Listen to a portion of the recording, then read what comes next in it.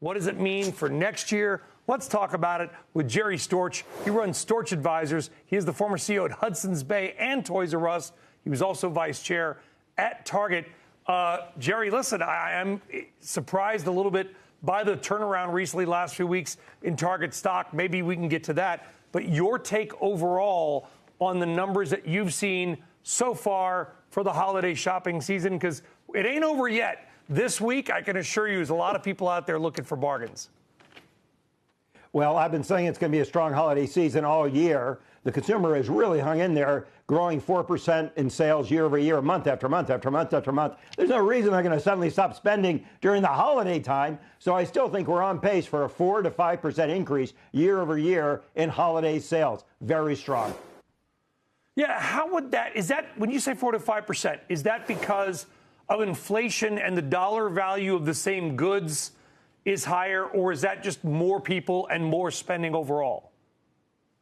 Well, it's both. There's always inflation in sales. But, you know, people talk about sort of the K-shaped economy. You mentioned that earlier. I keep looking at the numbers, you know, kind of looking at clouds, trying to find animals. I don't see a K in there anywhere. You know, a K means sort of the wealthy people have done great, and so they're going up, and the less wealthy people have done poorly, and they're going down. That's not what the numbers say. Certainly the wealthy have done well. The stock market's been great. It's made a lot of money, but they don't tend to spend the money, by the way. They reinvest it. That's why everyone says the sales tax is a regressive tax. But they've done well. But meanwhile, people who don't make quite so much money, real wages are still up. Wages have risen faster than inflation, and they continue to spend. So it's not like a K, it's like a tree, where the branches are both going up, just at different rates.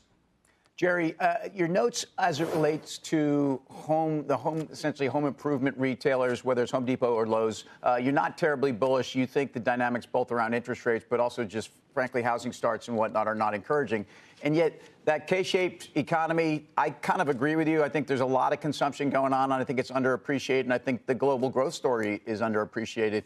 Why not Home Depot and Lowe's? I mean, valuation-wise, and I know that's our job, but from the trenches, what's your sense on where these guys are not hitting on all cylinders relative to other retailers that you love that have also had, I mean, a Walmart, you know, Costco, you can make an argument that these guys had their 2 to 3 year run. Certainly those stocks did.